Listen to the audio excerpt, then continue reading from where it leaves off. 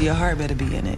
I'm somewhere between scared and in love. Next Wednesday. We could drive it at least once, right? You don't think he got a tracker in it, though? When testing boundaries, You going on a date? Girl, this look intense.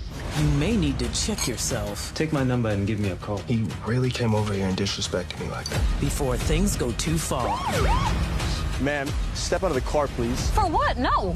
Out of the car! All right, Sistas fans, you just saw the preview for next week's episode, Season 4, Episode 3, entitled Pleasantries. Oh, it's going to be pleasant, all right. Airing January 19th, which is next Wednesday. Synopsis. Preston gives Karen pause when he shows up at her salon with a friend. I mean, technically Preston showed up by himself. Tanya was there to get her hair done, and Danny came over by your own accord. So, I mean, I'm a little confused by that synopsis, but whatever.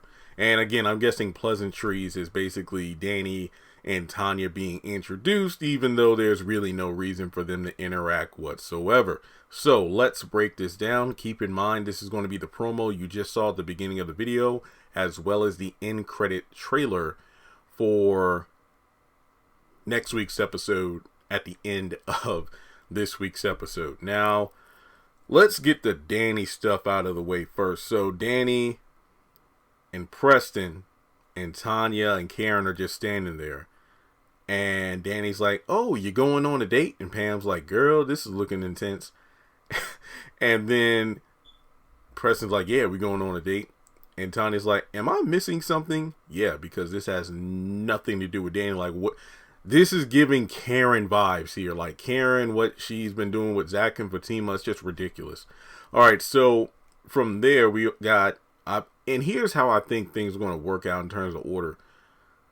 If I remember correctly, originally, Sabrina and Calvin were just going to, it's like Calvin would get takeout and go over to Sabrina's, but then it's like, oh, Maurice is feeling bad. I have a friend coming in town. I'll introduce them at our place. So let's go out to a restaurant instead. So basically, Sabrina would come over to Calvin's apartment to see how Maurice and the new friend are doing, and then her and Calvin will leave to go to the wine room or some restaurant she really loves. And then that's when she's going to encounter Bayo, B-A-Y-O, I believe it's the name of the guy who's going to approach her and Calvin at the dinner. So that's how I think the order is. But I guess Danny leaves the salon, goes over to Sabrina's, and then basically says something that I feel goes against the great scene her and Calvin had towards the end of season 3 in the airport.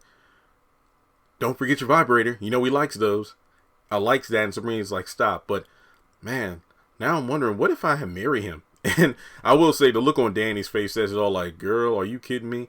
But really, this just goes against the nice moment that Calvin and Sabrina had towards the end of season 3, where Calvin stated his case about, "You're like the loudest one of the group who tries to turn Sabrina against me, so why don't you give me a chance, because Sabrina's giving me a chance, and me and her will just do our own thing." And again, they had a great moment, but I feel like the Danny we see in this episode is just stepping all over it. But I digress. So going back to Sabrina, she comes over to Calvin and Maurice's place, and Sabrina's like, "Oh, so don't you want to stay here and get to know your new friend?" And Maurice tells Sabrina, "You know the kind of men that I like, don't you?"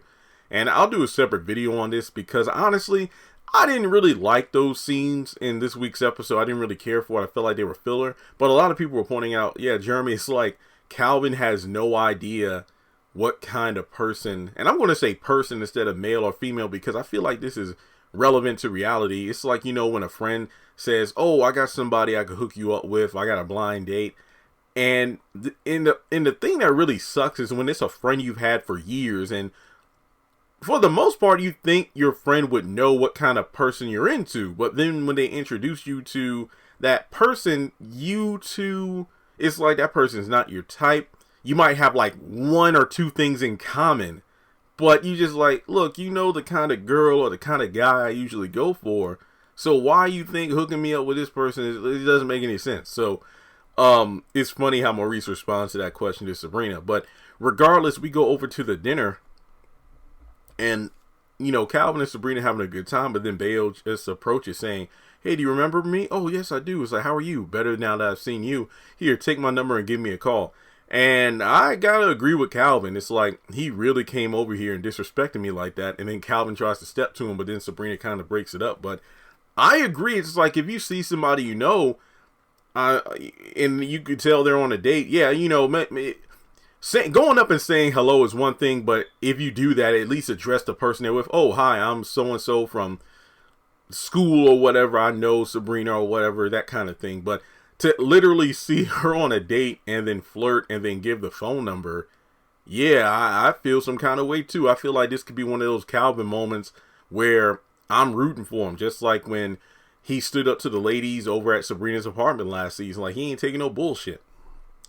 Okay, so let's see here. There's only a couple more scenes to talk about.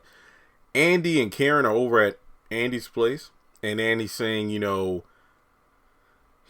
I'm not getting back with him just because he gave me a car. Tomorrow, I'm actually going to have it sent to his office. And then she's like, well, we can drive it at least one time, right? And then Karen, who's actually thinking ahead, you don't think he's got a tracker in it, though, which makes a lot of sense given Gary's character so far. And they get in the car. Then a cop pulls him over. Officer, we didn't do anything. Step out of the car now. For what? No! Out of the car. I'm not an well, given everything that's been happening over the past few years, and Andy being a lawyer of all things, wouldn't she know to comply with the police, or is she in her feelings right now? I don't know what's going on here. But we do know this cop is somebody who was hired by Gary. Don't worry, that's his own separate video. But basically, her and Karen get out of the car, and I just wonder how far this is going to go. Because remember, I'm not trying to make light of the situation or laugh, but even though Karen had nothing to do with this, because she's just along for the ride, it's crazy to me because if you remember, and I'm not saying haha Karen, but it kind of feels like karma given the fact that, go back to season 2, she had the warrant filled out for for Zach to be arrested for the credit card, even though Zach pleaded with her to believe that I didn't do it. Not only that, her friends even said, hey, I don't think Zach would do that. And Sabrina's like, look, I got a girl in another bank. We can look into this. Just hold your horse for a couple of days until I get the answer for you. And then Zach got arrested. And yes, we know that Hayden also had the whole drug thing, but his first charges were the warrant for the arrest that Karen put out there. Now, the last things to talk about is Fatima and Zach. So Fatima's like, your heart better be in it. And Zach is saying, I'm somewhere between scared and in love. And I think that Fatima's saying your heart better be in it, and in terms of if we pursue a relationship together. And to be honest, if I were Zach, I'd be scared too. But seriously, in this week's episode, Zach and Fatima have this thing where they get caught in the heat of the moment and they have sex, and then afterwards, that's when they're having conversations that I feel like should take place prior to having sex. But that's just me. And Fatima's wearing a blue dress, and I think that they're back at Fatima's place, which makes sense due to the fact that Zach's place isn't completely done. I think Fatima even said like, oh yeah, it's like 99% done in this week's episode. But obviously Zach and Fatima are going to shack up until Zach gets the furniture and whatnot. And I think the reason Fatima's wearing that blue dress is probably the white one got ruined, her and Zach going at it. But also she had that blood stain from Hayden on her sleeve. So yeah, this is probably the same night, obviously, and they're just talking. And then Zach is saying, I still don't like how Hayden hits you, even though it was part of your plan. And that's pretty much the promo for next week in a nutshell. So with that being said, that's all I have to say. So thanks so much for tuning in. Make sure you take a moment to hit the thumbs up button to show you like the video. Hit subscribe as we close in on 200,000 subscribers here on the channel. Follow me on social media. Links are in the description below. And if you would like to donate to the channel, feel free to do so on PayPal or Cash App. Thanks so much for tuning in, and I'll catch you all next time.